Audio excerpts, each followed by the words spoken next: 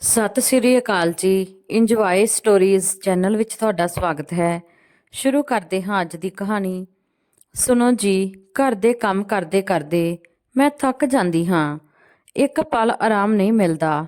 ਸਵੇਰ ਤੁਹਾਡੇ ਹੁੰਦਿਆਂ ਹੀ ਮੰਮੀ ਜੀ ਤੇ ਪਾਪਾ ਜੀ ਨੂੰ ਵੀ ਨਾਸ਼ਤਾ ਦੇ ਦਿੰਦੀ ਹਾਂ, ਫਿਰ ਟਿਫਨ ਪੈਕ ਕਰਕੇ ਤੁਹਾਨੂੰ ਦਿੰਦੀ ਹਾਂ।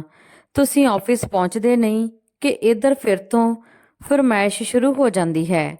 ਜੇ ਅਜਿਹਾ ਹੀ ਚੱਲਦਾ ਰਿਹਾ ਤਾਂ ਮੈਂ ਬੱਚਿਆਂ ਨੂੰ ਲੈ ਕੇ ਪੇਕੇ ਚਲੀ ਜਾਊਂਗੀ, ਕਹਿ ਦਿੰਦੀ ਹਾਂ। ਫਿਰ ਆਪਣਾ ਤੇ ਉਹਨਾਂ ਦੇ ਖਾਣੇ ਦਾ ਇੰਤਜ਼ਾਮ ਖੁਦ ਕਰ ਲਿਓ। ਲੱਡੂ ਬਣਾਉਂਦੇ ਹੋਏ ਸੁਮਨ ਆਪਣੇ ਪਤੀ ਅਜੀਤ ਨੂੰ ਕਹਿੰਦੀ ਹੈ। ਅਜੀਤ ਬੋਲਿਆ, ਲੱਡੂ ਬਣਾ ਰਹੀ ਹੈ ਤਾਂ ਮਿੱਠਾ ਮਿੱਠਾ ਬੋਲ। ਅਜਿਹਾ ਕੀ ਹੋ ਗਿਆ ਕਿ ਮੈਂ ਦਫ਼ਤਰ ਤੋਂ ਆਇਆ ਨਹੀਂ ਕਿ ਤੂੰ ਆਪਣੀਆਂ ਸ਼ਿਕਾਇਤਾਂ ਦਾ ਟੋਕਰਾ ਖੋਲ ਕੇ ਬੈਠ ਗਈ ਤੇ ਕੰਮ ਤੇ ਜ਼ਿਆਦਾ ਹੋ ਗਿਆ। ਜੇ ਕੰਮ ਜ਼ਿਆਦਾ ਹੋ ਗਿਆ ਤਾਂ ਇੱਕ ਹੋਰ ਕੰਮ ਵਾਲੀ ਲਗਾ ਲਾ, ਜ਼ਿਆਦਾ ਤੋਂ ਜ਼ਿਆਦਾ 3-4 ਹਜ਼ਾਰ ਲੈ ਲਵੇਗੀ। ਸੁਮਨ ਬੋਲੀ, ਫਿਰ ਖਰਚਾ ਨਹੀਂ ਵਧੇਗਾ। ਅਜੀਤ ਬੋਲਿਆ, ਤੂੰ ਆਪਣੇ ਫਜ਼ੂਲ ਖਰਚੇ ਘੱਟ ਕਰ ਲਵੀਂ, ਪਰ ਮੈਨੂੰ ਇਹ ਪਰੇਸ਼ਾਨੀਆਂ ਨਾ ਦੱਸਿਆ ਕਰ। ਜੇ ਉਹਨਾਂ ਦੇ ਲਈ ਕੋਈ ਦੂਜਾ ਹੋਰ ਇੰਤਜ਼ਾਮ ਹੁੰਦਾ ਤਾਂ ਮੈਂ ਤੇਰੇ ਕਹਿਣ ਤੋਂ ਪਹਿਲਾਂ ਹੀ ਕਰ ਦਿੰਦਾ। ਮੈਨੂੰ ਵੀ ਕੋਈ ਸ਼ੌਂਕ ਨਹੀਂ ਹੈ ਰੋਜ਼ ਦੇ ਪ੍ਰਵਚਨ ਸੁਣਨ ਦਾ, ਜਿਸ ਦਾ ਕੋਈ ਫਾਇਦਾ ਨਾ ਹੋਵੇ। ਇੰਨਾ ਕਹਿ ਕੇ ਅਜੀਤ ਨੂੰ ਨਹਾਉਣ ਚਲਿਆ ਗਿਆ। ਅਜੀਤ ਦੇ ਜਾਂਦੇ ਹੀ ਸੋਨੀ ਦੀ ਸੱਸ ਮਨਜੀਤ ਕੌਰ ਆਈ ਤੇ ਬੋਲੀ, ਬਹੂ, ਜਦੋਂ ਤੋਂ ਤੂੰ ਇਸ ਘਰ ਵਿੱਚ ਆਈ ਸੀ ਤਾਂ ਮੈਂ ਸੋਚਿਆ ਸੀ ਕਿ ਮੇਰਾ ਬੇਟਾ ਸਾਡੇ ਨਾਲ ਉੱਠਦਾ ਬੈਠਦਾ ਨਹੀਂ। ਤੇਰੇ ਨਾਲ ਰਹਿ ਕੇ ਸ਼ਾਇਦ ਉਸਦੇ ਮਨ ਵਿੱਚ ਦਇਆ ਦੀ ਭਾਵਨਾ ਆਵੇਗੀ, ਪਰ ਤੂੰ ਤਾਂ ਉਸਨੂੰ ਹੋਰ ਵੀ ਸਾਡੇ ਖਿਲਾਫ ਕਰ ਰਹੀ ਹੈ। ਆਖਿਰ ਇਸ ਘਰ ਵਿੱਚ ਮੈਂ ਤੈਨੂੰ ਕੀ ਕਮੀ ਹੋਣ ਦਿੱਤੀ ਹੈ? ਕੱਲ ਤੱਕ ਇਹ ਘਰ ਤੇ ਬੇਟਾ ਸਭ ਮੇਰਾ ਸੀ। ਮੈਂ ਇਸ ਘਰ ਦੀ ਮਹਾਰਾਣੀ ਤੋਂ ਘੱਟ ਨਹੀਂ ਸੀ, ਪਰ ਸਭ ਕੁਝ ਮੈਂ ਤੇਰੇ ਹੱਥਾਂ ਵਿੱਚ ਸੌਂਪ ਦਿੱਤਾ। ਤੂੰ ਇਹ ਕਿਹੋ ਜਿਹਾ ਸਿਲਾ ਦਿੱਤਾ? ਆਖਿਰ ਅਸੀਂ ਕਿਹੜੀ ਫਰਮਾਇਸ਼ ਕਰ ਦਿੱਤੀ ਤੈਨੂੰ? ਸੁਮਨ ਬੋਲੀ, ਮੰਮੀ ਜੀ, ਮੇਰਾ ਮੂੰਹ ਨਾ ਖੁਲਵਾਓ। ਬੋਲ ਤਾਂ ਤੁਸੀਂ ਇਸ ਤਰ੍ਹਾਂ ਰਹੇ ਹੋ ਜਿਵੇਂ ਕਿਸੇ ਰਾਜਮਹਿਲ ਦੀ ਮਹਾਰਾਣੀ ਸੀ। ਇਹ ਘਰ ਸਮਾਨ ਤੇ ਜ਼ਿੰਮੇਵਾਰੀਆਂ ਦੇ ਬੋਝ ਤੋਂ ਇਲਾਵਾ ਤੁਸੀਂ ਹੋਰ ਕੀ ਦਿੱਤਾ? ਹੋਰ ਕੀ ਮੈਂ ਗਲਤ ਕਹਿ ਰਹੀ ਹਾਂ? ਇਹਨਾਂ ਦੇ ਆਫਿਸ ਜਾਂਦੇ ਹੀ ਤੁਸੀਂ ਦੋਨੇ ਚਾਹ ਦੀ ਫਰਮਾਇਸ਼ ਕਰਦੇ ਹੋ। ਪਤਾ ਹੈ ਦੁੱਧ ਦਾ ਭਾਅ ਕੀ ਹੋ ਗਿਆ ਹੈ? ਉੱਤੋਂ ਕੰਮ ਵਾਲੀ ਕਹਿੰਦੀ ਹੈ ਤਨਖਾਹ ਵਧਾ ਦਿਓ। ਤੁਹਾਡੇ ਬੇਟੇ ਨੇ ਪੈਸੇ ਛਾਪਣ ਦੀ ਮਸ਼ੀਨ ਨਹੀਂ ਖੋਲ ਕੇ ਰੱਖੀ। ਇੰਨਾ ਕਹਿੰਦੇ ਹੋਏ ਲੱਡੂਆਂ ਦਾ ਡੱਬਾ ਲੈ ਕੇ ਉਹ ਕਮਰੇ ਵਿੱਚ ਚਲੀ ਗਈ। ਨਿਰਾਸ਼ ਹੋ ਕੇ ਮਨਜੀਤ ਕੌਰ ਕਮਰੇ ਵਿੱਚ ਵਾਪਸ ਆਈ ਤਾਂ ਉਹਨਾਂ ਦੇ ਪਤੀ ਸੁਰਿੰਦਰ ਜੀ ਬੋਲੇ, ਕਿਉਂ ਆਪਣੀ ਰੋਜ਼-ਰੋਜ਼ ਬੇਇੱਜ਼ਤੀ ਕਰਵਾਉਂਦੀ ਹੈ?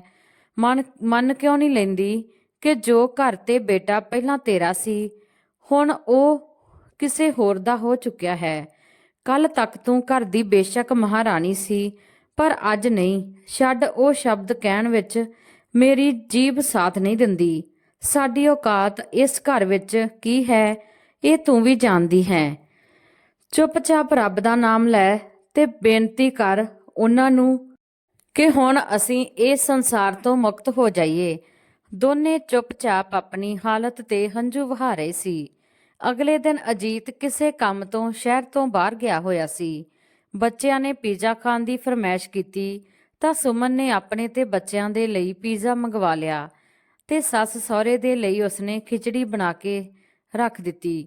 ਜਦੋਂ ਮਨਜੀਤ ਕੌਰ ਨੇ ਕਿਹਾ, ਪੁੱਤ, ਖਿਚੜੀ ਤਾਂ ਕੱਲ ਹੀ ਖਾਧੀ ਸੀ, ਰੋਜ਼-ਰੋਜ਼ ਚੰਗੀ ਨਹੀਂ ਲੱਗਦੀ। ਸੁਮਨ ਬੋਲੀ, ਮੰਮੀ ਜੀ, ਇੰਨੀ ਗਰਮੀ ਹੋ ਰਹੀ ਹੈ ਕਿ ਰਸੋਈ ਵਿੱਚ ਮੇਰਾ ਜਾਣ ਦਾ ਦਿਲ ਨਹੀਂ ਕਰਦਾ। ਅੱਜ ਖਿਚੜੀ ਨਾਲ ਹੀ ਕੰਮ ਚਲਾ ਲਓ। ਮੈਂ ਬੱਚਿਆਂ ਦੇ ਨਾਲ ਕਮਰੇ ਵਿੱਚ ਆਰਾਮ ਕਰੂੰਗੀ ਤਾਂ ਮੈਨੂੰ ਪਰੇਸ਼ਾਨ ਨਾ ਕਰਿਓ। ਇੰਨਾ ਕਹਿ ਕੇ ਉਸਨੇ ਆਪਣੇ ਕਮਰੇ ਦਾ ਦਰਵਾਜ਼ਾ ਬੰਦ ਕਰ ਲਿਆ। ਪੀਜ਼ਾ ਖਾ ਕੇ ਬੱਚੇ ਖੁਸ਼ ਹੋ ਗਏ ਤੇ ਵੀਡੀਓ ਗੇਮ ਖੇਲਣ ਲੱਗੇ। ਸੁਮਨ ਦੇ ਕੋਲ ਕੋਈ ਕੰਮ ਨਹੀਂ ਸੀ ਤਾਂ ਉਹ ਆਪਣੀ ਸਹੇਲੀ ਮੰਜੂ ਨਾਲ ਗੱਲ ਕਰਨ ਲੱਗੀ ਤੇ ਆਪਣੇ ਘਰ ਦੀ ਹਾਲਤ ਦੱਸੀ। ਮੰਜੂ ਬੋਲੀ, ਤੈਨੂੰ ਉਹਨਾਂ ਤੋਂ ਕੰਮ ਕਰਵਾਉਣਾ ਨਹੀਂ ਆਉਂਦਾ। ਕੰਮ ਵਾਲੀ ਨੂੰ ਇੰਨੇ ਪੈਸੇ ਦਿੰਦੀ ਹੈ ਕਿ ਤੇਰੀ ਸੱਸ ਕੰਮ ਨਹੀਂ ਕਰ ਸਕਦੀ। ਚੱਲ ਮੰਨਿਆ, ਭਾਰਾ ਕੰਮ ਨਹੀਂ ਕਰ ਸਕਦੀ, ਪਰ ਬੈਠੇ ਬੈਠੇ ਭਾਂਡੇ ਤਾਂ ਧੋ ਹੀ ਸਕਦੀ ਹੈ। ਕੰਮ ਵਾਲੀ ਤੋਂ ਦੂਜੇ ਕੰਮ ਕਰਵਾਇਆ ਕਰ। ਭਾਂਡੇ ਧੋਣੇ, ਸਬਜ਼ੀ ਕੱਟਣੀ, ਇਹ ਸਭ ਆਪਣੀ ਸੱਸ ਤੋਂ ਕਰਵਾਓ। ਬਸ ਬਦਲੇ ਵਿੱਚ ਜੋ ਵੀ ਚਟਪਟਾ ਖਾਂਦੀ ਹੈ ਥੋੜਾ ਜਿਹਾ ਉਹਨਾਂ ਦੇ ਸਾਹਮਣੇ ਰੱਖ ਦਿਓ। ਸ਼ਾਮ ਨੂੰ ਸੁਮਨ ਮੰਜੂ ਦੇ ਕਹਿਣ ਉੱਤੇ ਵਿਚਾਰ ਕਰਕੇ ਤੇ ਮਨ ਹੀ ਮਨ ਸੋਚ ਰਹੀ ਸੀ, ਕਿਤੇ ਜੇ ਉਹ ਅਜਿਹਾ ਕਰੇ ਤੇ ਸੱਸ ਸਹੁਰੇ ਨੇ ਵਿਦਰੋਹ ਕਰ ਦਿੱਤਾ ਤਾਂ। ਉਦੋਂ ਹੀ ਉਸਦੀ ਛੋਟੀ ਭੈਣ ਰਾਣੀ ਦਾ ਫੋਨ ਆਇਆ। ਕਹਿਣ ਲੱਗੀ, ਪਤਾ ਹੈ ਦੀਦੀ, ਮੇਰੀ ਸੱਸ ਮੈਨੂੰ 1 ਮਿੰਟ ਦਾ ਚੈਨ ਨਹੀਂ ਲੈਣ ਦਿੰਦੀ। ਸਾਰੇ ਜਾਣੇ ਖਾ ਕੇ ਉੱਠ ਜਾਂਦੇ ਨੇ, ਫਿਰ ਮੈਨੂੰ ਖਾਣਾ ਖਾਣ ਨੂੰ ਕਹਿੰਦੀ ਹੈ। ਜੇ ਫਰਮਾਇਸ਼ ਪੂਰੀ ਨਾ ਕਰਾਂ ਤਾਂ ਮੇਰੀ ਸ਼ਿਕਾਇਤ ਉਹਨਾਂ ਨੂੰ ਕਰਦੀ ਹੈ ਤੇ ਇਹ ਸਰਵਣ ਕੁਮਾਰ ਬਣਦੇ ਨੇ। ਤੂੰ ਤਾਂ ਵਧੀਆ ਹੈ ਦੀਦੀ, ਜੀਜਾ ਜੀ ਤੇਰੀ ਗੱਲ ਸੁਣਦੇ ਨੇ ਤੇ ਤੇਰੀ ਸੱਸ ਨੇ ਵੀ ਤੈਨੂੰ ਘੱਟ ਪਰੇਸ਼ਾਨ ਨਹੀਂ ਕੀਤਾ ਹੋਵੇਗਾ। ਪਤਾ ਨਹੀਂ ਹਰ ਸੱਸ ਬੁਰੀ ਕਿਉਂ ਹੁੰਦੀ ਹੈ। ਭੈਣ ਦੀ ਤਕਲੀਫ ਸੁਣ ਕੇ ਸੁਮਨ ਨੇ ਫੈਸਲਾ ਕੀਤਾ ਕਿ ਹੁਣ ਤਾਂ ਮੰਜੂ ਦਾ ਨੁਸਖਾ ਅਪਣਾਉਣਾ ਹੀ ਪਵੇਗਾ। 2 ਦਿਨ ਬਾਅਦ ਜਦੋਂ ਅਜੀਤ ਆਏ, ਸੁਮਨ ਬਿਲਕੁਲ ਠੀਕ ਸੀ। ਜਿਵੇਂ ਹੀ ਉਹ ਦਫ਼ਤਰ ਗਏ, ਸੁਮਨ ਨੇ ਮੱਥੇ ਤੇ ਪੱਟੀ ਬੰਨ੍ਹ ਲਈ ਤੇ ਮਨਜੀਤ ਕੌਰ ਨੂੰ ਚਾਹ ਦੇਣ ਲਈ ਚਲੀ ਗਈ। ਮਨਜੀਤ ਕੌਰ ਮਮਤਾ ਦੀ ਮੂਰਤ ਸੀ। ਉਹਨਾਂ ਨੇ ਪੁੱਛਿਆ, ਕੀ ਹੋਇਆ ਬਹੂ, ਸਿਹਤ ਖਰਾਬ ਹੈ? ਸੁਮਨ ਮੂੰਹ ਬਣਾਉਂਦੇ ਹੋਏ ਬੋਲੀ, ਮੰਮੀ ਜੀ, ਮੇਰਾ ਸਿਰ ਫਟਿਆ ਜਾ ਰਿਹਾ ਹੈ। ਉੱਤੋਂ ਕੰਮ ਵਾਲੀ ਕਹਿਣ ਲੱਗੀ ਕਿ ਭਾਂਡੇ ਨਹੀਂ ਧੋਵੇਗੀ, ਉਸ ਦੇ ਹੱਥ ਵਿੱਚ ਦਰਦ ਹੈ, ਉਹ ਦੂਜੇ ਕੰਮ ਕਰ ਦੇਵੇਗੀ। ਹੁਣ ਤੁਸੀਂ ਹੀ ਦੱਸੋ, ਮੈਂ ਕਦੋਂ ਭਾਂਡੇ ਧੋਵਾਂਗੀ ਤੇ ਕਦੋਂ ਖਾਣਾ ਬਣਾਵਾਂਗੀ? ਕੋਈ ਨਹੀਂ ਜਿਸ ਤੋਂ ਮਦਦ ਮੰਗ ਸਕਾਂ। ਸੁਰਿੰਦਰ ਜੀ ਸ਼ੱਕ ਦੀ ਨਜ਼ਰ ਨਾਲ ਆਪਣੀ ਨੂੰਹ ਨੂੰ ਦੇਖ ਰਹੇ ਸੀ। ਮਨਜੀਤ ਕੌਰ ਬੋਲੀ, ਇਸ ਤਰ੍ਹਾਂ ਕਿਉਂ ਕਹਿੰਦੀ ਹੈ ਪੁੱਤ, ਮੈਂ ਤੈਨੂੰ ਬੇਟੀ ਤੋਂ ਘੱਟ ਨਹੀਂ ਸਮਝਿਆ। ਚੱਲ ਮੈਂ ਤੇਰੀ ਮਦਦ ਕਰਵਾ ਦਿੰਦੀ ਹਾਂ। ਇੰਨਾ ਕਹਿ ਕੇ ਉਹ ਸੁਮਨ ਦੇ ਨਾਲ ਚਲੀ ਗਈ। ਰਸੋਈ ਵਿੱਚ ਸੁਮਨ ਬੋਲੀ, ਮੰਮੀ ਜੀ, ਤੁਹਾਡੇ ਤੋਂ ਭਾਂਡੇ ਧਵਾਉਣੇ ਮੈਨੂੰ ਚੰਗੇ ਤਾਂ ਨਹੀਂ ਲੱਗਦੇ। ਤੁਸੀਂ ਇਸ ਤਰ੍ਹਾਂ ਕਰੋ, ਥੱਲੇ ਬੈਠ ਕੇ ਭਾਂਡੇ ਧੋ ਲਓ, ਤੁਹਾਨੂੰ ਦਿੱਕਤ ਨਹੀਂ ਹੁੰਦੀ। ਮੈਂ ਬਾਮ ਲਗਾ ਕੇ ਦੂਜੇ ਕੰਮ ਕਰ ਲੈਂਦੀ ਹਾਂ। ਇੰਨਾ ਕਹਿ ਕੇ ਉਹ ਆਪਣੇ ਕਮਰੇ ਵਿੱਚ ਆਰਾਮ ਕਰਨ ਚਲੀ ਗਈ। ਕੰਮ ਵਾਲੀ ਸੁਮਨ ਦੇ ਕਮਰੇ ਵਿੱਚ ਝਾੜੂ ਲਗਾ ਰਹੀ ਸੀ। ਉਹ ਬੋਲੀ, ਭਾਬੀ ਜੀ, ਕਿਉਂ ਆਪਣੇ ਸਿਰ ਤੇ ਪਾਪ ਲੈਂਦੇ ਹੋ? ਜੋ ਤੁਹਾਨੂੰ ਨੂੰਹ ਬਣਾ ਕੇ ਘਰ ਵਿੱਚ ਲਿਆਈ, ਤੁਸੀਂ ਉਹਨਾਂ ਤੋਂ ਨੌਕਰਾਨੀਆਂ ਵਾਲੇ ਕੰਮ ਕਰਵਾ ਰਹੇ ਹੋ। ਸੁਮਨ ਬੋਲੀ, ਚੁੱਪਚਾਪ ਜਿੰਨਾ ਤੈਨੂੰ ਕਿਹਾ ਹੈ ਓਨਾ ਕਰ। ਭਾਂਡੇ ਧੋਣੇ ਤੇ ਸਬਜ਼ੀ ਕੱਟਣੀ ਮੰਮੀ ਜੀ ਕਰ ਲੈਣਗੇ। ਤੂੰ ਅੱਜ ਤੋਂ ਕੱਪੜੇ ਤੇ ਝਾੜੂ ਪੋਚਾ ਕਰਿਆ ਕਰ ਤੇ ਹਾਂ, ਹਫ਼ਤੇ ਵਿੱਚ 1 ਦਿਨ ਮੇਰੀ ਮਾਲਿਸ਼ ਕਰ ਦਿਆ ਕਰ। ਕੰਮ ਵਾਲੀ ਹੈਰਾਨੀ ਨਾਲ ਸੁਮਨ ਵੱਲ ਦੇਖਦੀ ਰਹੀ ਤੇ ਆਪਣਾ ਕੰਮ ਕਰਦੀ ਰਹੀ। ਦੁਪਹਿਰ ਦੇ ਖਾਣੇ ਵਿੱਚ ਸੁਮਨ ਨੇ ਪਨੀਰ ਦੀ ਸਬਜ਼ੀ ਬਣਾਈ। ਸੱਸ ਸਹੁਰੇ ਨੂੰ ਰੋਟੀ ਦਾਲ ਦੇ ਨਾਲ ਪਨੀਰ ਦੀ ਸਬਜ਼ੀ ਵੀ ਦਿੱਤੀ। ਮਨਜੀਤ ਕੌਰ ਦੇਖ ਕੇ ਖੁਸ਼ ਹੋ ਗਈ ਤੇ ਸੁਰਿੰਦਰ ਜੀ ਨੂੰ ਕਹਿਣ ਲੱਗੀ, ਅੱਜ ਤਾਂ ਤੁਹਾਡੇ ਪਸੰਦ ਦੀ ਪਨੀਰ ਦੀ ਸਬਜ਼ੀ ਬਣੀ ਹੈ। ਚਲੋ ਲੱਗਦਾ ਹੈ ਨੂੰਹ ਨੂੰ ਸਾਡੇ ਤੇ ਦਇਆ ਆ ਗਈ। ਸੁਰਿੰਦਰ ਜੀ ਕੌਲੀ ਵਿੱਚ ਹੱਥ ਘੁਮਾ ਕੇ ਖਾਣ ਲੱਗੇ ਤਾਂ ਇੱਕ ਪਨੀਰ ਦਾ ਟੁਕੜਾ ਆਇਆ ਤੇ ਬਾਕੀ ਆਲੂ ਦੇ ਟੁਕੜੇ ਸੀ। ਮਨਜੀਤ ਕੌਰ ਦੇਖ ਕੇ ਕਹਿਣ ਲੱਗੀ, ਇਹ ਵੀ ਤਾਂ ਦੇਖੋ, ਪਨੀਰ ਕਿੰਨਾ ਮਹਿੰਗਾ ਹੋ ਗਿਆ ਹੈ। ਹੁਣ ਸਿਰਫ ਪਨੀਰ ਪਾ ਕੇ ਤਾਂ ਸਬਜ਼ੀ ਨਹੀਂ ਬਣਾਈ ਜਾ ਸਕਦੀ, ਖਾ ਲਓ। ਸੁਰਿੰਦਰ ਜੀ ਬੋਲੇ, ਇਹ ਤੇਰੇ ਭਾਂਡੇ ਧੋਣ ਤੇ ਸਬਜ਼ੀ ਕੱਟਣ ਦਾ ਇਨਾਮ ਤਾਂ ਨਹੀਂ ਹੈ? ਮਨਜੀਤ ਕੌਰ ਬੋਲੀ, ਹਾਏ ਰੱਬਾ, ਕਿਹੋ ਜਿਹੀਆਂ ਗੱਲਾਂ ਕਰ ਰਹੇ ਹੋ ਤੁਸੀਂ? ਆਪਣੇ ਘਰ ਵਿੱਚ ਕੰਮ ਤਾਂ ਕਰਨਾ ਹੀ ਹੁੰਦਾ ਹੈ, ਇਸ ਤਰ੍ਹਾਂ ਕਿਉਂ ਕਹਿੰਦੇ ਹੋ? ਘਰ ਵਿੱਚ ਸ਼ਾਂਤੀ ਬਣੀ ਰਹੇ ਤਾਂ ਮੈਂ ਉਸ ਦੇ ਲਈ ਕੁਝ ਵੀ ਕਰਨ ਨੂੰ ਤਿਆਰ ਹਾਂ। ਤੁਸੀਂ ਬਸ ਖਾਣਾ ਖਾ ਕੇ ਆਰਾਮ ਕਰੋ। ਹੁਣ ਤਾਂ ਇਹ ਰੋਜ਼ ਦਾ ਹੋ ਗਿਆ ਸੀ। ਸੁਮਨ ਕੁਝ ਨਾ ਕੁਝ ਬਹਾਨਾ ਕਰਕੇ ਛੋਟੇ-ਮੋਟੇ ਕੰਮ ਮਨਜੀਤ ਕੌਰ ਤੋਂ ਕਰਵਾਉਂਦੀ ਰਹਿੰਦੀ। ਵਿਚਾਰੀ ਮਨਜੀਤ ਕੌਰ ਪਤੀ ਨੂੰ ਢੰਗ ਦਾ ਖਾਣਾ ਮਿਲੇ, ਇਸੇ ਵਜ੍ਹਾ ਨਾਲ ਚੁੱਪਚਾਪ ਸਭ ਕੁਝ ਕਰਦੀ ਜਾਂਦੀ। ਅਜਿਹਾ ਨਹੀਂ ਸੀ ਕਿ ਉਹ ਸਮਝ ਨਹੀਂ ਰਹੀ ਸੀ। ਆਖਰ ਉਹਨਾਂ ਨੇ ਆਪਣੇ ਵਾਲ ਧੁੱਪ ਵਿੱਚ ਚਿੱਟੇ ਨਹੀਂ ਕੀਤੇ ਸੀ। ਟਾਈਮ ਬੀਤਣ ਲੱਗਿਆ। ਕੰਮ ਦੀ ਥਕਾਵਟ ਮਨਜੀਤ ਕੌਰ ਦੇ ਚਿਹਰੇ ਤੇ ਦਿਸਣ ਲੱਗੀ। ਇੱਕ ਦਿਨ ਜਦੋਂ ਸੁਮਨ ਕਮਰੇ ਵਿੱਚ ਸੌਂ ਰਹੀ ਸੀ ਤੇ ਮਨਜੀਤ ਕੌਰ ਧੁੱਪ ਵਿੱਚ ਕੱਪੜੇ ਚੱਕ ਰਹੀ ਸੀ, ਸੁਰਿੰਦਰ ਜੀ ਨੂੰਹ ਦੇ ਕਮਰੇ ਵਿੱਚ ਗਏ। ਸੁਮਨ ਹੜਬੜਾ ਕੇ ਉੱਠੀ ਤੇ ਬੋਲੀ, ਪਾਪਾ ਜੀ, ਕੋਈ ਆਪਣੀ ਨੂੰਹ ਦੇ ਕਮਰੇ ਵਿੱਚ ਜਾ ਕੇ ਇਸ ਤਰ੍ਹਾਂ ਦਰਵਾਜ਼ਾ ਖੜਕਾਉਂਦਾ ਹੈ ਕਿ ਤੂਫਾਨ ਆ ਗਿਆ ਸੀ ਜੋ ਮੈਨੂੰ ਨੀਂਦ ਚੋਂ ਜਗਾ ਦਿੱਤਾ।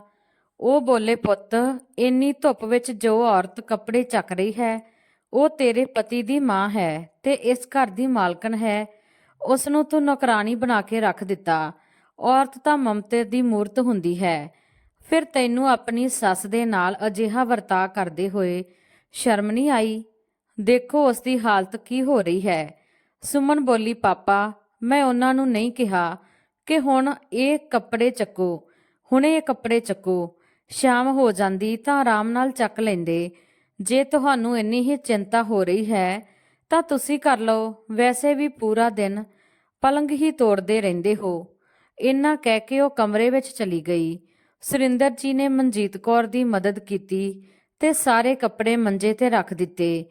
ਉਹਨਾਂ ਨੂੰ ਕਮਰੇ ਵਿੱਚ ਲੈ ਗਏ ਤੇ ਬੋਲੇ, ਜੇ ਤੂੰ ਮੇਰੀ ਗੱਲ ਨਹੀਂ ਮੰਨੀ ਤਾਂ ਅੱਜ ਮੈਂ ਖਾਣਾ ਪੀਣਾ ਛੱਡ ਦੇਵਾਂਗਾ ਤੇ ਅੱਜ ਤੋਂ ਬਾਅਦ ਮੈਂ ਕਦੇ ਵੀ ਖਾਣਾ ਨਹੀਂ ਖਾਵਾਂਗਾ। ਤੇਰੀ ਅਜਿਹੀ ਹਾਲਤ ਹੁਣ ਮੈਂ ਨਹੀਂ ਦੇਖ ਸਕਦਾ। ਚੁੱਪਚਾਪ ਥੋੜੀ ਦੇਰ ਆਰਾਮ ਕਰ। ਜੇ ਬਿਮਾਰ ਹੋ ਗਈ ਤਾਂ ਨਾ ਤਾਂ ਬੇਟਾ ਦਵਾਈ ਲੈਣ ਜਾਵੇਗਾ ਤੇ ਨਾ ਹੀ ਨੂੰਹ 2 ਰੋਟੀਆਂ ਦੇਵੇਗੀ। ਸਮਝ ਰਹੀ ਹੈ ਮੈਂ ਕੀ ਕਹਿਣਾ ਚਾਹੁੰਦਾ ਹਾਂ? ਮਨਜੀਤ ਕੌਰ ਚੁੱਪਚਾਪ ਪਸੀਨਾ ਪੂੰਝਦੇ ਹੋਏ ਮੰਜੇ ਤੇ ਡਿੱਗ ਪਈ। ਰਾਤ ਹੋਈ। ਬੇਟਾ ਖਾਣਾ ਪੀਣਾ ਖਾ ਕੇ ਜਦੋਂ ਮੋਬਾਈਲ ਲੈ ਕੇ ਵਿਹੜੇ ਵਿੱਚ ਬੈਠਾ ਤਾਂ ਸੁਰਿੰਦਰ ਜੀ ਉਸਦੇ ਕੋਲ ਗਏ ਤੇ ਸਾਰੀ ਗੱਲ ਦੱਸੀ। ਅਜੀਤ ਬੋਲਿਆ, ਕੀ ਮਾਂ ਕਦੇ ਕੰਮ ਨਹੀਂ ਕਰਦੀ ਸੀ? ਤੇ ਵੈਸੇ ਵੀ ਬੁਢਾਪੇ ਵਿੱਚ ਥੋੜਾ ਬਹੁਤਾ ਕੰਮ ਕਰਦੇ ਰਹਿਣਾ ਚਾਹੀਦਾ ਹੈ। ਸਰੀਰ ਚੱਲਦਾ ਫਿਰਦਾ ਹੀ ਠੀਕ ਰਹਿੰਦਾ ਹੈ। ਤੁਸੀਂ ਤਾਂ ਅਜਿਹਾ ਕਹਿ ਰਹੇ ਹੋ ਜਿਵੇਂ ਸੁਮਨ ਤੁਹਾਨੂੰ ਖਾਣਾ ਪੀਣਾ ਹੀ ਨਹੀਂ ਦਿੰਦੀ ਤੇ ਆਪਣੇ ਘਰ ਦਾ ਕੰਮ ਕਰਨ ਵਿੱਚ ਕੀ ਬੁਰਾਈ ਹੈ। ਸੁਰਿੰਦਰ ਜੀ ਨਿਰਾਸ਼ ਹੋ ਕੇ ਆਪਣੇ ਕਮਰੇ ਵਿੱਚ ਚਲੇ ਗਏ। ਸੁਰਿੰਦਰ ਜੀ ਹਰ ਪਾਸਿਓਂ ਹਾਰ ਚੁੱਕੇ ਸੀ ਕਿ ਕਿਵੇਂ ਆਪਣੀ ਪਤਨੀ ਦੀਆਂ ਪਰੇਸ਼ਾਨੀਆਂ ਨੂੰ ਘੱਟ ਕਰਨ। ਉਦੋਂ ਹੀ ਉਹਨਾਂ ਦੀ ਬੇਟੀ ਕੁਲਵਿੰਦਰ ਦਾ ਫੋਨ ਆਇਆ। ਸੁਰਿੰਦਰ ਜੀ ਨੇ ਇੰਨੇ ਦਿਨਾਂ ਦੀ ਆਪ ਬੀਤੀ ਸਭ ਦੱਸੀ ਤੇ ਬੋਲੇ, ਬੇਟਾ, ਜਿਸ ਪਤਨੀ ਨੂੰ ਅੱਜ ਤੱਕ ਮੈਂ ਕਦੇ ਕੁਝ ਨਹੀਂ ਕਿਹਾ, ਆਏ ਦਿਨ ਬੇਟੇ ਤੇ ਬਹੂ ਉਸ ਨੂੰ ਖਰੀਆਂ ਖੋਟੀਆਂ ਸੁਣਾਉਂਦੇ ਨੇ, ਮੇਰਾ ਸੀਨਾ ਛੱਲੀ ਹੋ ਜਾਂਦਾ ਹੈ। ਮੈਂ ਮਰਦ ਹਾਂ, ਹੰਝੂ ਨਹੀਂ ਵਹਾਉਂਦਾ, ਪਰ ਆਪਣੀ ਪਤਨੀ ਦੀ ਇਹ ਦਸ਼ਾ ਦੇਖ ਵੀ ਨਹੀਂ ਸਕਦਾ। ਕੁਲਵਿੰਦਰ ਨੇ ਉਹਨਾਂ ਨੂੰ ਭਰੋਸਾ ਦਿਵਾਇਆ ਤੇ ਬੋਲੀ, ਪਾਪਾ, ਤੁਸੀਂ ਚਿੰਤਾ ਨਾ ਕਰੋ। ਬੱਚਿਆਂ ਦੇ ਸਕੂਲ ਵਿੱਚ ਕੁਝ ਦਿਨਾਂ ਦੀਆਂ ਛੁੱਟੀਆਂ ਨੇ ਤਾਂ ਮੈਂ ਆ ਜਾਊਂਗੀ। ਆ ਕੇ ਮਾਂ ਨਾਲ ਗੱਲ ਕਰਦੀ ਹਾਂ ਤੇ ਉਦੋਂ ਤੱਕ ਤੁਸੀਂ ਆਪਣਾ ਤੇ ਮਾਂ ਦਾ ਖਿਆਲ ਰੱਖਿਓ। ਇੰਨਾ ਕਹਿ ਕੇ ਕੁਲਵਿੰਦਰ ਨੇ ਫੋਨ ਰੱਖ ਦਿੱਤਾ। ਸਮਾਂ ਬੀਤ ਰਿਹਾ ਸੀ। ਦਿਨੋਂ ਦਿਨ ਮਨਜੀਤ ਕੌਰ ਦੀ ਸਿਹਤ ਘਟ ਰਹੀ ਸੀ। ਕੁਲਵਿੰਦਰ ਛੁੱਟੀਆਂ ਵਿੱਚ ਪੇਕੇ ਆਈ, ਜਿਸ ਦੀ ਖਬਰ ਬਸ ਸੁਰਿੰਦਰ ਜੀ ਨੂੰ ਸੀ। ਜਿਵੇਂ ਹੀ ਕੁਲਵਿੰਦਰ ਘਰ ਵਿੱਚ ਆਈ, ਉਸਨੇ ਦੇਖਿਆ ਮਾਂ ਵਿਹੜੇ ਵਿੱਚ ਬੈਠ ਕੇ ਭਾਂਡੇ ਧੋ ਰਹੀ ਸੀ। ਮਾਂ, ਇਹ ਕੀ ਕਰ ਰਹੀ ਹੈ? ਕੀ ਕੰਮ ਵਾਲੀ ਨੇ ਘਰ ਦਾ ਕੰਮ ਕਰਨਾ ਛੱਡ ਦਿੱਤਾ? ਤੇ ਭਾਬੀ ਕਿੱਥੇ ਹੈ? ਭਾਬੀ, ਉਹ ਭਾਬੀ, ਨਨਾਣ ਦੀ ਆਵਾਜ਼ ਸੁਣ ਕੇ ਸੁਮਨ ਹੜਬੜਾ ਕੇ ਉੱਠੀ ਤੇ ਵਿਹੜੇ ਵਿੱਚ ਦੇਖਿਆ ਤਾਂ ਨਨਾਣ ਸੱਸ ਦੇ ਹੱਥ ਧਵਾ ਰਹੀ ਸੀ ਤੇ ਬੋਲੀ, ਮਾਂ, ਵੀਰੇ ਦਾ ਵਿਆਹ ਕਰਕੇ ਕੀ ਆਪਣੇ ਲਈ ਮਾਲਕਣ ਲਿਆਈ ਸੀ ਜਾਂ ਘਰ ਦੀ ਨੂੰਹ ਲਿਆਈ ਸੀ ਜੋ ਅੱਜ ਇਹ ਦਿਨ ਨੂੰਹ ਦਿਖਾ ਰਹੀ ਹੈ? ਮੰਨਦੀ ਹਾਂ ਨੂੰਹ ਦੀ ਮਦਦ ਕਰਨੀ ਚਾਹੀਦੀ ਹੈ, ਪਰ ਉਸ ਦੇ ਲਈ ਸੱਸ ਦੀ ਉਮਰ ਤੇ ਸਿਹਤ ਵੀ ਦੇਖਣੀ ਚਾਹੀਦੀ ਹੈ। ਮੁਸਕਰਾ ਕੇ ਬੋਲੀ ਕੁਲਵਿੰਦਰ ਦੀਦੀ, ਤੁਸੀਂ ਕਦੋਂ ਆਏ? ਆਉਣ ਤੋਂ ਪਹਿਲਾਂ ਖਬਰ ਵੀ ਨਹੀਂ ਕੀਤੀ। ਕੁਲਵਿੰਦਰ ਬੋਲੀ, ਆਪਣੇ ਘਰ ਵਿੱਚ ਆਉਣ ਤੋਂ ਪਹਿਲਾਂ ਖਬਰ ਦੇਣ ਦੀ ਕੀ ਜ਼ਰੂਰਤ ਹੈ? ਤੇ ਖਬਰ ਦੇ ਕੇ ਆਉਂਦੀ ਤਾਂ ਸੱਚਾਈ ਕਿਵੇਂ ਦੇਖਦੀ? ਔਰਤ ਤਾਂ ਮਮਤਾ ਦੀ ਮੂਰਤ ਹੁੰਦੀ ਹੈ। ਤੁਸੀਂ ਮੇਰੀ ਮਾਂ ਤੋਂ ਇਹ ਸਭ ਕਰਵਾ ਰਹੇ ਹੋ। ਤੇ ਸੀਮਾ, ਤੂੰ ਕੀ ਕਰ ਰਹੀ ਸੀ? ਜਦੋਂ ਤੈਨੂੰ ਕੰਮ ਤੇ ਲਗਾਇਆ ਹੈ ਤਾਂ ਤੂੰ ਸਾਰਾ ਕੰਮ ਕਿਉਂ ਨਹੀਂ ਕਰਦੀ? ਸੀਮਾ ਡਰ ਕੇ ਬੋਲੀ, ਮੈਂ ਤਾਂ ਭਾਬੀ ਜੀ ਦੀ ਮਾਲਚ ਕਰ ਰਹੀ ਸੀ। ਕੁਲਵਿੰਦਰ ਬੋਲੀ, ਵਾਹ, ਜਿਸ ਦਾ ਘਰ ਹੈ ਉਹ ਭਾਂਡੇ ਧੋ ਰਹੀ ਸੀ ਤੇ ਨੂੰਹ ਮਾਲਿਸ਼ ਕਰਵਾ ਰਹੀ ਹੈ। ਕੀ ਜ਼ਮਾਨਾ ਆ ਗਿਆ ਹੈ? ਭਾਬੀ, ਕੁਝ ਤਾਂ ਸ਼ਰਮ ਕਰ, ਰੱਬ ਤੋਂ ਡਰ। ਕੱਲ ਨੂੰ ਤੁਹਾਡੀ ਵੀ ਨੂੰਹ ਆਵੇਗੀ ਤੇ ਤੁਹਾਨੂੰ ਇਹ ਸਭ ਕਰਨ ਨੂੰ ਕਹੇਗੀ ਤਾਂ ਤੁਹਾਨੂੰ ਕਿਹੋ ਜਿਹਾ ਲੱਗੇਗਾ? ਸੁਮਨ ਬੋਲੀ, ਘਰ ਆਉਂਦੇ ਹੀ ਤੁਸੀਂ ਕਲੇਸ਼ ਸ਼ੁਰੂ ਕਰ ਦਿੱਤਾ। ਹਾਂ, ਤੁਸੀਂ ਤਾਂ ਬੋਲੋਗੇ ਹੀ, ਤੁਹਾਡੀ ਮਾਂ ਜੋ ਹੈ, ਕੋਈ ਨੂੰਹ ਦੀ ਤਕਲੀਫ ਕਿੱਥੇ ਦੇਖਦਾ ਹੈ। ਕੁਲਵਿੰਦਰ ਬੋਲੀ, ਭਾਬੀ, ਮੈਂ ਇਹ ਨਹੀਂ ਕਹਿੰਦੀ ਕਿ ਹਰ ਨੂੰਹ ਬੁਰੀ ਹੁੰਦੀ ਹੈ, ਪਰ ਹਰ ਸੱਸ ਵੀ ਬੁਰੀ ਹੋਵੇ ਇਹ ਵੀ ਜ਼ਰੂਰੀ ਨਹੀਂ। ਕਿਸੇ ਹੋਰ ਦੀ ਸੱਸ ਜੇ ਬੁਰੀ ਹੈ ਤਾਂ ਕੀ ਮੇਰੀ ਮਾਂ ਵੀ ਬੁਰੀ ਹੋ ਗਈ ਜੋ ਤੁਸੀਂ ਉਹਨਾਂ ਦੇ ਨਾਲ ਅਜਿਹਾ ਵਰਤਾਅ ਕਰ ਰਹੇ ਹੋ। ਇੰਨਾ ਕਹਿ ਕੇ ਕੁਲਵਿੰਦਰ ਮਨਜੀਤ ਕੌਰ ਨੂੰ ਕਮਰੇ ਵਿੱਚ ਲੈ ਗਈ। ਬੇਟੀ ਨੂੰ ਲਾਡ ਲੜਾਉਂਦੇ ਹੋਏ ਮਨਜੀਤ ਕੌਰ ਬੋਲੀ, ਤੂੰ ਆਉਣ ਦੀ ਖਬਰ ਵੀ ਨਹੀਂ ਦਿੱਤੀ ਤੇ ਇਹ ਕੀ ਇਕੱਲੀ ਆ ਗਈ, ਮੇਰੇ ਜਵਾਈ ਤੇ ਬੱਚਿਆਂ ਨੂੰ ਨਹੀਂ ਲੈ ਕੇ ਆਈ। ਕੁਲਵਿੰਦਰ ਬੋਲੀ, ਮਾਂ, ਜੇ ਮੈਂ ਤੇਰੇ ਜਵਾਈ ਤੇ ਬੱਚਿਆਂ ਨੂੰ ਲਿਆਉਂਦੀ ਤਾਂ ਉਹ ਤੇਰੀ ਇਹ ਹਾਲਤ ਦੇਖ ਕੇ ਕੀ ਸੋਚਦੇ। ਮਾਂ ਨੂੰਹ ਦੀ ਮਾਂ ਬਣਨਾ ਚੰਗੀ ਗੱਲ ਹੈ, ਪਰ ਨੂੰਹ ਨੂੰ ਆਪਣੀ ਮਾਲਕਨਤਾ ਨਾ ਬਣਾ। ਤੇ ਪਾਪਾ, ਇੱਕ ਗੱਲ ਦੱਸਾਂ, ਇਸ ਸਭ ਦੇ ਦੋਸ਼ੀ ਵੀਰਾ ਤੇ ਭਾਬੀ ਦੇ ਨਾਲ ਨਾਲ ਤੁਸੀਂ ਤੇ ਮਾਂ ਖੁਦ ਹੋ। ਇਧਰ ਸੁਮਨ ਨੇ ਫਟਾਫਟ ਅਜੀਤ ਨੂੰ ਫੋਨ ਕੀਤਾ। ਅਜੀਤ ਵੀ ਦਫ਼ਤਰ ਤੋਂ ਛੇਤੀ ਆ ਗਿਆ। ਸੁਮਨ ਸਭ ਦੇ ਲਈ ਚਾਹ ਲੈ ਕੇ ਆਈ ਤਾਂ ਅਜੀਤ ਬੋਲਿਆ, ਮੈਂ ਸੁਣਿਆ ਘਰ ਵਿੱਚ ਆਉਂਦੇ ਹੀ ਤੂੰ ਸਭ ਦੀ ਕਲਾਸ ਲਗਾ ਦਿੱਤੀ। ਕੁਲਵਿੰਦਰ ਬੋਲੀ, ਅੱਛਾ, ਤੇ ਦਫ਼ਤਰ ਤੱਕ ਵੀ ਖਬਰ ਪਹੁੰਚ ਗਈ। ਫਿਰ ਤਾਂ ਮਾਂ ਦੀ ਜੋ ਹਾਲਤ ਹੈ ਉਹ ਵੀ ਖਬਰ ਤੁਹਾਨੂੰ ਹੋਵੇਗੀ, ਜਾਂ ਫਿਰ ਤੁਸੀਂ ਮਾਂ ਦੀਆਂ ਪਰੇਸ਼ਾਨੀਆਂ ਤੋਂ ਅਣਜਾਣ ਹੋ। ਅਜੀਤ ਬੋਲਿਆ, ਤੂੰ ਕਹਿਣਾ ਕੀ ਚਾਹੁੰਦੀ ਹੈ। ਕੁਲਵਿੰਦਰ ਨੇ ਪੂਰੀ ਗੱਲ ਦੱਸੀ। ਅਜੀਤ ਬੋਲਿਆ, ਤਾਂ ਘਰ ਦੇ ਕੰਮਾਂ ਵਿੱਚ ਜੇ ਮਾਂ ਆਪਣੀ ਨੂੰਹ ਦੀ ਮਦਦ ਕਰ ਦਿੰਦੀ ਹੈ ਤਾਂ ਤੈਨੂੰ ਕੀ ਤਕਲੀਫ ਹੈ। ਮਾਂ ਬੇਟੀ ਦੀ ਮਦਦ ਕਰੇ ਤਾਂ ਮਦਦ, ਤੇ ਨੂੰਹ ਦੀ ਮਦਦ ਕਰੇ ਤਾਂ ਗੁਲਾਮੀ। ਕੁਲਵਿੰਦਰ ਬੋਲੀ, ਮੈਨੂੰ ਸ਼ਰਮ ਆ ਰਹੀ ਹੈ ਕਿ ਤੁਸੀਂ ਆਪਣੀ ਮਾਂ ਦੀ ਤਕਲੀਫ ਜਦੋਂ ਨਹੀਂ ਸਮਝ ਸਕਦੇ ਤਾਂ ਆਪਣੀ ਪਤਨੀ ਨੂੰ ਕਿਵੇਂ ਸਮਝਾਓਗੇ, ਉਹ ਕਿਵੇਂ ਸਮਝੇਗੀ। ਪਾਪਾ, ਤੁਸੀਂ ਇਹ ਭੁੱਲ ਗਏ ਕਿ ਇਹ ਘਰ, ਇਹ ਪਰਿਵਾਰ ਤੁਹਾਡੇ ਆਪਣੇ ਦਮ ਤੇ ਖੜਾ ਹੈ ਤੇ ਤੁਸੀਂ ਆਪਣੇ ਦਮ ਤੇ ਖੜਾ ਕੀਤਾ ਹੈ। ਤੁਸੀਂ ਫਿਰ ਆਪਣੇ ਬੇਟੇ ਨੂੰਹ ਦੀ ਗੁਲਾਮੀ ਕਿਵੇਂ ਕਰ ਸਕਦੇ ਹੋ। ਮੇਰੀ ਸੱਸ ਵੀ ਮੇਰੇ ਨਾਲ ਰਹਿੰਦੀ ਹੈ। ਮੇਰੀ ਹਿੰਮਤ ਨਹੀਂ ਹੁੰਦੀ ਕਿ ਮੈਂ ਉਹਨਾਂ ਨੂੰ ਕੁਝ ਕਹਿ ਸਕਾਂ, ਕਿਉਂਕਿ ਮੈਂ ਜਾਣਦੀ ਹਾਂ ਅੱਜ ਦੇ ਬਜ਼ੁਰਗ ਵੀ ਆਪਣੇ ਅਧਿਕਾਰਾਂ ਦੇ ਪ੍ਰਤੀ ਜਾਗਰੂਕ ਨੇ। ਜਦੋਂ ਤੱਕ ਉਹ ਨਾ ਚਾਹੁਣ, ਆਪਣੀ ਜ਼ਮੀਨ ਜਾਇਦਾਦ ਦਾ ਇੱਕ ਵੀ ਟੁਕੜਾ ਆਪਣੇ ਬੱਚਿਆਂ ਨੂੰ ਨਹੀਂ ਲੈਣ ਦੇਣਗੇ। ਜੇ ਮੈਨੂੰ ਅਧਿਕਾਰ ਚਾਹੀਦਾ ਤਾਂ ਮੈਨੂੰ ਜ਼ਿੰਮੇਵਾਰੀਆਂ ਵੀ ਚੱਕਣੀਆਂ ਪੈਣਗੀਆਂ ਤੇ ਚੱਕਣੀ ਪਵੇਗੀ। ਪਰ ਇੱਥੇ ਤਾਂ ਜ਼ਿੰਮੇਵਾਰੀਆਂ ਚੱਕੀਆਂ ਹੀ ਨਹੀਂ ਜਾ ਰਹੀਆਂ, ਬਲਕਿ ਬਜ਼ੁਰਗਾਂ ਨੂੰ ਦਿੱਤੀਆਂ ਜਾ ਰਹੀਆਂ ਨੇ। ਅਜੀਤ ਬੋਲਿਆ, ਕੁਲਵਿੰਦਰ, ਤੂੰ ਸਾਡੇ ਘਰ ਦੀ ਸ਼ਾਂਤੀ ਭੰਗ ਕਰ ਰਹੀ ਹੈ। ਆਪਣੇ ਘਰ ਦੀ ਗੱਲ ਆਪਣੇ ਘਰ ਵਿੱਚ ਰੱਖ। ਕੁਲਵਿੰਦਰ ਬੋਲੀ, ਨਹੀਂ, ਇਹ ਘਰ ਵੀ ਮੇਰਾ ਹੈ ਤੇ ਮੇਰਾ ਵੀ ਇਸ ਘਰ ਤੇ ਅਧਿਕਾਰ ਹੈ। ਸੁਮਨ ਬੋਲੀ, ਹੁਣ ਆਈ ਅਸਲ ਗੱਲ ਜ਼ੁਬਾਨ ਤੇ। ਇਹ ਕਹਿ ਕੇ ਆਪਣੇ ਘਰ ਤੇ ਜ਼ਮੀਨ ਜਾਇਦਾਦ ਵਿੱਚੋਂ ਮੈਨੂੰ ਹਿੱਸਾ ਚਾਹੀਦਾ ਹੈ। ਕੁਲਵਿੰਦਰ ਬੋਲੀ, ਮੇਰੇ ਕੋਲ ਰੱਬ ਦਾ ਦਿੱਤਾ ਸਭ ਕੁਝ ਹੈ। ਮੈਂ ਪੇਕਿਆਂ ਦੀ ਜਾਇਦਾਦ ਤੇ ਘਰ ਵਿੱਚ ਹਿੱਸਾ ਨਹੀਂ ਲੈਣਾ ਚਾਹੁੰਦੀ ਤੇ ਨਾ ਹੀ ਕਦੇ ਲਵਾਂਗੀ। ਜੇ ਮੇਰੇ ਮਾਤਾ-ਪਿਤਾ ਦੇ ਨਾਲ ਅਜਿਹਾ ਵਰਤਾਅ ਕੀਤਾ ਗਿਆ ਤਾਂ ਸ਼ਾਇਦ ਮੈਂ ਤੁਹਾਨੂੰ ਪੂਰੀ ਸੰਪਤੀ ਨਾ ਲੈਣ ਦੇਵਾਂ। ਬੇਟੀ ਦੀਆਂ ਗੱਲਾਂ ਨੂੰ ਸੁਣ ਕੇ ਸੁਰਿੰਦਰ ਜੀ ਨੂੰ ਵੀ ਹੌਸਲਾ ਮਿਲਿਆ। ਉਹਨਾਂ ਨੇ ਕਿਹਾ, ਕੁਲਵਿੰਦਰ ਸਹੀ ਤਾਂ ਕਹਿ ਰਹੀ ਹੈ। ਨੂੰ ਹੁਣ ਸਾਡੇ ਬਾਰੇ ਵਿੱਚ ਇੰਨਾ ਸੋਚਦੀ ਹੈ ਤਾਂ ਮੈਂ ਸੋਚਦਾ ਹਾਂ ਆਪਣੀ ਸਾਰੀ ਸੰਪਤੀ ਬੇਟੀ ਦੇ ਨਾਮ ਹੀ ਕਰ ਦਿੰਦਾ ਹਾਂ। ਕੁਲਵਿੰਦਰ ਹੈਰਾਨ ਹੋ ਕੇ ਸੁਰਿੰਦਰ ਜੀ ਵੱਲ ਦੇਖਣ ਲੱਗੀ। ਸੁਮਨ ਬੋਲੀ, ਪਾਪਾ, ਤੁਸੀਂ ਅਜਿਹਾ ਕਿਵੇਂ ਕਰ ਸਕਦੇ ਹੋ। ਸੁਰਿੰਦਰ ਜੀ ਬੋਲੇ, ਹਾਂ ਬਹੂ, ਕਿਉਂਕਿ ਤੂੰ ਤਾਂ ਆਪਣੀ ਸੱਸ ਨੂੰ ਸੱਸ ਨਹੀਂ ਨੌਕਰਾਨੀ ਸਮਝਦੀ ਹੈ। ਫਿਰ ਮੈਂ ਕਿਉਂ ਦੇਵਾਂ ਤੈਨੂੰ ਆਪਣੀ ਜ਼ਮੀਨ ਜਾਇਦਾਦ। ਤੇਰਾ ਪਤੀ ਕਮਾਉਂਦਾ ਹੈ ਤੇ ਤੂੰ ਤਾਂ ਕਹਿ ਰਹੀ ਸੀ ਕਿ ਤੂੰ ਸਾਨੂੰ ਪਾਲ ਰਹੀ ਹੈ। ਇਸ ਤਰ੍ਹਾਂ ਕਰ, ਆਪਣੇ ਪਤੀ ਤੇ ਬੱਚਿਆਂ ਨੂੰ ਲੈ ਜਾ ਤੇ ਜਾ ਦੂਜੇ ਘਰ ਦੀ ਰਾਣੀ ਬਣ। ਅਜੀਤ ਚੁੱਪਚਾਪ ਸੀ। ਮਨਜੀਤ ਕੌਰ ਬੋਲੀ, ਬੇਟਾ, ਤੂੰ ਕੁਝ ਨਹੀਂ ਬੋਲੇਗਾ। ਅਜੀਤ ਬੋਲਿਆ, ਮੈਂ ਸੱਸ ਨੂੰ ਦੇ ਝਗੜੇ ਵਿੱਚ ਨਹੀਂ ਪੈਣਾ ਚਾਹੁੰਦਾ, ਇਸ ਲਈ ਕਦੇ ਵੀ ਦਖਲ ਨਹੀਂ ਦਿੱਤਾ ਸੀ। ਕੁਲਵਿੰਦਰ ਬੋਲੀ, ਵੀਰੇ, ਜੇ ਭਾਬੀ ਦੀ ਭੈਣ ਦੀ ਸੱਸ ਬੁਰੀ ਹੈ ਤਾਂ ਕੀ ਸਾਡੀ ਮਾਂ ਵੀ ਬੁਰੀ ਹੈ। ਕਿ ਤੁਸੀਂ ਦੇਖਿਆ ਕਦੇ ਮਾਂ ਨੂੰ ਭਾਬੀ ਦੇ ਨਾਲ ਗਲਤ ਵਰਤਾਅ ਕਰਦੇ ਹੋਏ।